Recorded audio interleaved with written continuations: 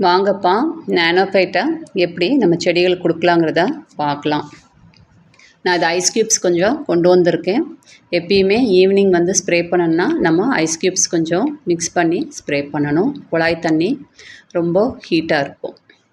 So நானோஃபைட்டுங்கிறது வந்து இன்செக்டிசைடா, ஃபங்கிசைடா, disease resistant எல்லாமே கலந்துருக்கு. ஸோ நான் இதை வந்து மந்த்லி ஒன்ஸு ஸ்ப்ரே பண்ணுறேன் என்னோடய செடிகளுக்கு. ஸோ ஒவ்வொரு சண்டே வந்து ஒரு நாள் நானோஃபைட்டு, ஒரு நாள் வந்து எக்ஸோடஸு, ஒரு சண்டே வந்து நிம்பிசைடு, ஒரு சண்டே வந்து சூப்பர் சொனாட்டா. ஸோ நான் வந்து ஆல்டர்னேட்டிவாக ஒரு 4 சண்டேயும் மந்தில் இந்த மாதிரி ஸ்ப்ரே பண்ணுறேன். இது அதனால் மந்த்லி ஒன்ஸ் தான் என்னோடய ஷெட்யூலில் நானோஃபைட்டு வரும். 1 ml 1 லிட்டர் வாட்டரில் இதை ஸ்ப்ரே பண்ணணும். இதில் சத்தும் இருக்குது, உங்களுக்கு நைட்ரஜனும் பாஸ்பரஸும் சத்து இருக்குது. நமக்கு டிசீஸ் டைபேக், மெயினாக டைபேக் வராமல் இதை பாதுகாக்குதுன்னு சொல்கிறாங்க. எனக்கும் அந்தளவுக்கு இல்லை, டைபேக்கெல்லாம் இல்லை. நல்லா மிக்ஸ் பண்ணிவிட்டு நீங்கள் ஸ்ப்ரே பண்ணலாம். ஸோ இந்த மாதிரி ஒரு இன்செக்டிசைட், ஃபங்கிசைட் ஸ்ப்ரே பண்ணும்போது நம்மகிட்ட ஒரு ஸ்ப்ரெட்டர் வச்சுக்கிறணும். ஸ்ப்ரெட்டர்னால் இந்த வெஸ்பா 80 நான் வச்சுருக்கேன். இது என்ன செய்யும் அப்படின்னா, இது வந்து யூனிஃபார்மாக ஸ்ப்ரெட் ஆகும். செடிகளுக்கு நீங்கள் ஸ்ப்ரே பண்ணும்போது ஒன்று போல் ஸ்ப்ரெட் ஆகும். நீங்கள் திடீர்னு மழை வந்துருச்சு, நீங்கள் ஸ்ப்ரே பண்ணும்போது மழை வந்துருச்சுனாலும் இது ஒட்டிக்கிறோம். ஸ்டிக்கர்னு சொல்லுவாங்க. அதனால் நீங்கள் எப்பயுமே வந்து ஃபங்கிசைடு, இன்செக்டிசைடு என்ன ஸ்ப்ரே கொடுத்தாலும் ஏதோ ஒன்று கலந்து கொடுக்குறீங்க அப்படின்னா இந்த மாதிரி ஒரு ஸ்ப்ரெட்டர் வச்சுக்கிறது நல்லது. இது ஸ்டிக்கருன்னு சொல்லுவாங்க. பல கம்பெனிஸில் இருக்குது. ஸோ நான் வந்து இந்த கம்பெனி வச்சுருக்கேன், வெஸ்பா 80ங்கிறத வச்சுருக்கேன். ஸோ நம்ம மெஷர் பண்ணுவோம். மெஷர் பண்ணிவிட்டு மிக்ஸ் பண்ணி நம்ம செடிகளுக்கு ஸ்ப்ரே பண்ணலாம். எப்பயுமே இந்த மாதிரி ஃபங்கிசைடு, இன்செக்டிசைடெல்லாம் ஈவினிங் தான் ஸ்ப்ரே பண்ணணும். ஸோ நான் வந்து ஒரு மெஷரிங்க்கு ஒரு சிரஞ்சு வச்சுருக்கேன். இது 20 ml சிரஞ்சு. நம்ம ஸ்பூன் அந்த மாதிரியெல்லாம் கரெக்டாக மெஷர் பண்ண முடியாது. ஸோ நம்ம மெஷர் பண்ணிக்கலாம். மெஷர் பண்ணி நம்ம செடிகளுக்கு ஸ்ப்ரே பண்ணலாம். இது நான் ஈவினிங் 6 o'clock இதை ஸ்ப்ரே பண்ணேன் செடிக்கு. ஸோ இது ஒரு 1 லிட்டர் மக்கு, 8 லிட்டர் தண்ணி வச்சுருக்கேன். ஃபஸ்ட்டு இந்த 1 லிட்டரில் நான் மிக்ஸ் பண்ணிக்கிறேன். மிக்ஸ் பண்ணிவிட்டு நம்ம அந்த 8 லிட்டரை மிக்ஸ் பண்ணிவிட்டு நம்ம ஸ்ப்ரே பண்ணலாம். பாருங்கள், இதோட கலர் வந்து ப்ளூ கலரில் தான் இருக்கும். அது வந்து வாட்ரியாக தான் இருக்கும் உங்களுக்கு பார்க்குறதுக்கு. இப்போ நானோஃபைட் வச்சுருந்திங்கன்னா உங்களுக்கு தெரிஞ்சிருக்கும் அது என்ன கலரில் இருக்குது அப்படின்னு. ஸோ நம்ம இப்போது மிக்ஸ் பண்ணலாம். 1 லிட்டர் வாட்டர் எடுத்துக்கிட்டேன். இந்த சிரஞ்சில் வந்து நான் வந்து 8 ml எடுத்துக்கிறேன். ஸோ நான் 80+ செடி வச்சுருக்கேன். 80+க்கே வந்து 8 ml.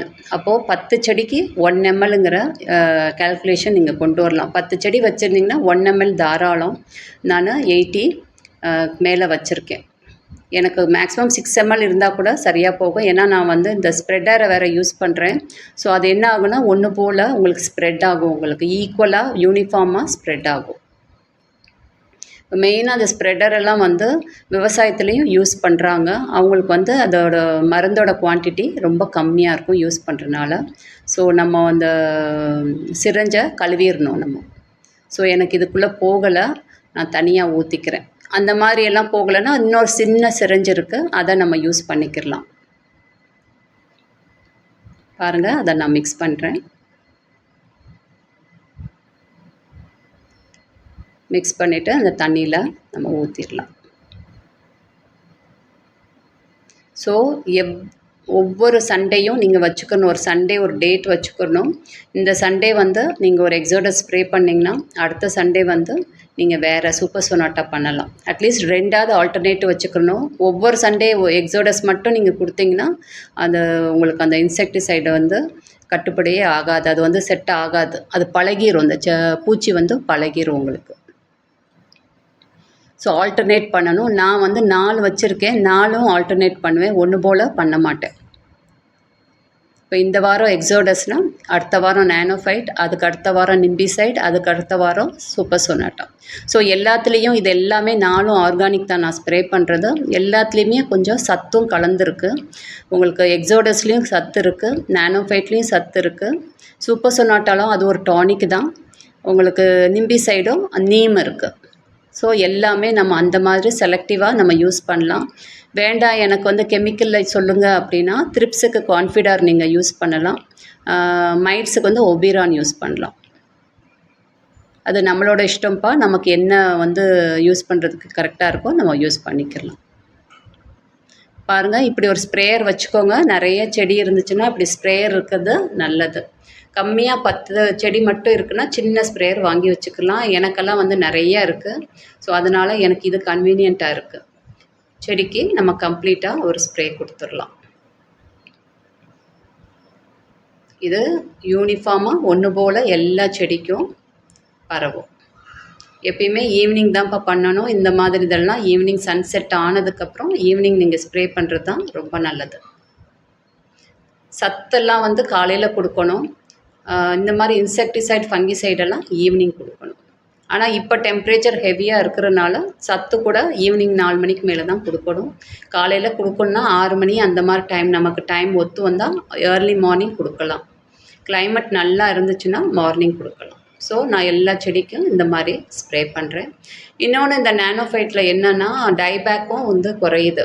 அவங்க சொல்கிறாங்க டைபேக் வந்து இதில் நல்லா வந்து ரெடியூஸ் ஆகுது. எனக்கும் வந்து நான் பார்த்துருக்கேன், எனக்கு ரொம்ப டைபேக் இல்லை. ஸோ நான் நினைக்கிறேன் இந்த நானோஃபைட் கூட அது ஒரு காரணம் அப்படின்னு.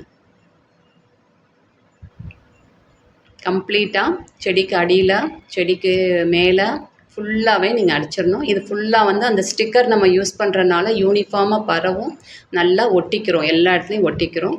ஸோ 1 வீக் வந்து பூச்சிக்கிட்டேருந்து பாதுகாப்பாக இருக்கும் செடி.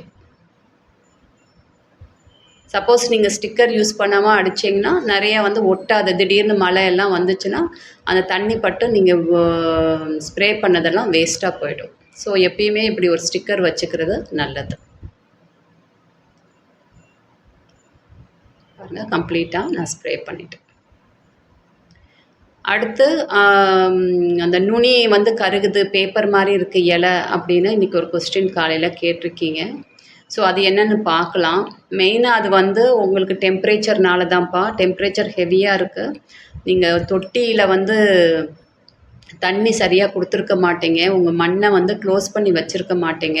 மண் வந்து ட்ரையாக இருக்கலாம்.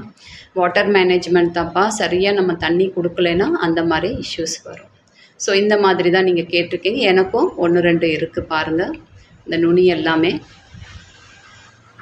லேசாக பாருங்கள், அந்த நுனி எல்லாமே எப்படி இருக்குன்னு கருகிருக்கு. ஸோ இது வந்து எனக்கும் நான் இப்போ மேலெல்லாம் வந்து கொஞ்ச நாள் நெட் இல்லாமல் இருந்துச்சு. அதனால் உங்களுக்கு இந்த மாதிரியெல்லாம் இஷ்யூஸ் வந்துச்சு. நேற்று தான் நான் நெட்டு கட்டியிருக்கேன் மேலே. அதே மாதிரி தண்ணி வந்து 2 தடவை ஸ்ப்ரே பண்ணணும். நல்லா செடிக்கு குளிப்பாட்டணும். அதே மாதிரி உங்களுக்கு அந்த மண்ணுக்கும் தண்ணி கரெக்டாக ஊற்றணுப்பா. ட்ரைனேஜ் ஹோல்ஸ் நிறையா இருக்கணும். ட்ரைனேஜ் ஹோல்ஸ் நிறையா இல்லைன்னா தண்ணி வந்து தேங்கும். உங்களுக்கு வந்து ரூட் ராட்டெல்லாம் இஷ்யூஸ் வந்துடும். அதையும் நீங்கள் பார்த்துக்கணும்.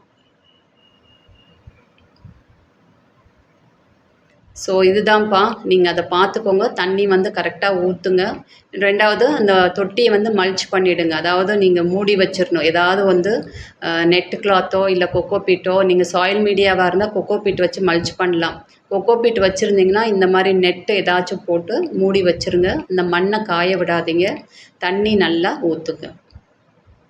ரொம்ப உங்களுக்கு வெயில் இருக்குன்னா ஒரு ஷேட் நெட்டை வாங்கி மேலே க்ளோஸ் பண்ணிடுங்க. சைடெல்லாம் க்ளோஸ் பண்ணக்கூடாது. மேலெல்லாம் கொஞ்சம் நல்லாவே க்ளோஸ் பண்ணிடுறது பெட்டர். இப்போ ஏன்னா டெம்ப்ரேச்சர் இப்போது நாளுக்கு நாள் ரொம்ப ஹெவியாக இருக்குது. செடினால் தாங்க முடியாது. அந்த நுனி அட்லீஸ்ட் 12 மணி வரைக்கும் வெயிலில் வச்சுட்டு 12 மணிக்கு மேலே எங்கேயாச்சும் கொஞ்சம் நிழல் பாங்கான இடத்துல செடியை மாற்றி வச்சுருங்க. கம்மியாக செடி இருந்துச்சுன்னா, நிறைய செடி இருந்துச்சுன்னா அந்த மாதிரியெல்லாம் பண்ண முடியாது. ஷேட் நெட் ஏதாச்சும் நம்ம போட்டு தான் ஆகணும். ஸோ இதுதான்ப்பா அந்த நுனி கருகிறதுக்கு உண்டானது. நாளைக்கு நம்ம வந்து அந்த புதுசாக வளர்த்த செடியை பற்றி பார்க்கலாம். ஒரு 4 செடி உங்களுக்கு கொக்கோபீட்லேயும் 2 சிண்டர்லேயும் ரொம்ப நாள் ஆச்சு அப்டேட் காட்டி, அதை பற்றி டீட்டெயில்டாக நாளைக்கு நான் காட்டுறேன். பாருங்கள், இப்போ புதுசாக இப்போ ஒரு கட் பண்ண அந்த செடி குச்சி மாதிரி இருக்குது. அது நல்லாவே தழுத்துருக்கு. ஸோ அந்த செடியிலே எனக்கு லேசாக அந்த கருகள் இருக்குது. சின்ன சின்ன அந்த நுனி கருகி இருக்குது. காரணம் என்ன அப்படின்னா, தண்ணியெல்லாம் நல்லா ஊற்றுறேன். ஆனால் ரூட்டெல்லாம் பாண்ட் ஆகிடுச்சு. அந்த வேருக்கு வந்து தண்ணி உறிஞ்சிற அளவுக்கு ஸ்பேஸ் இல்லை. எவ்வளோ தண்ணி ஊற்றினாலும் ரூட் பாண்ட் ஆகிடுச்சு. அன்றைக்கி மேலாப்பில் தான் அந்த கொக்கோ பீட்டை எடுத்து நம்ம கொஞ்சமாக தான் ஃபில் பண்ணோம், பத்தலை அதுக்கு. ஸோ தொட்டியை நம்ம மாற்றி ஆகணும். இப்படித்தான்ப்பா ஒன்றொன்னா நம்ம பார்த்து நமக்கு தெரிஞ்சிருக்கணும். என்ன இஷ்யூ, அதுக்கு என்ன சொல்யூஷன்னு நம்ம தெரிஞ்சிச்சுன்னா பாருங்கள், நான் இந்த மாதிரியெல்லாம் க்ளோஸ் பண்ணி வச்சுருக்கேன். இதெல்லாம் பழைய நெட் ஏதாவது இருந்தால் மண்ணை வந்து க்ளோஸ் பண்ணிவிடுங்க. மண் காஞ்சிச்சின்னா ஆட்டோமேட்டிக்காக வந்து வேரெல்லாம் ட்ரை ஆகிடும். உங்களுக்கு அந்த இஷ்யூஸ் வந்துடும். அந்த நுனியெல்லாம் கருக ஆரம்பிச்சிடும். இது கொக்கோபீட் மீடியா.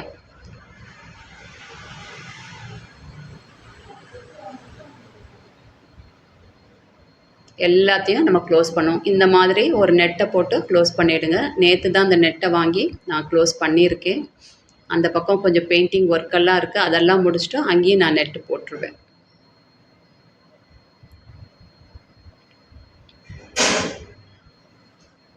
பெயிண்டிங் ஒர்க்கெல்லாம் முடிச்சுட்டு இந்த பக்கமும் நான் நெட்டு போட்டுருவேன். நாளைக்கு இந்த செடியோட அப்டேட்டெல்லாம் என்னங்கிறத காட்டுறேன். தேங்க்யூ.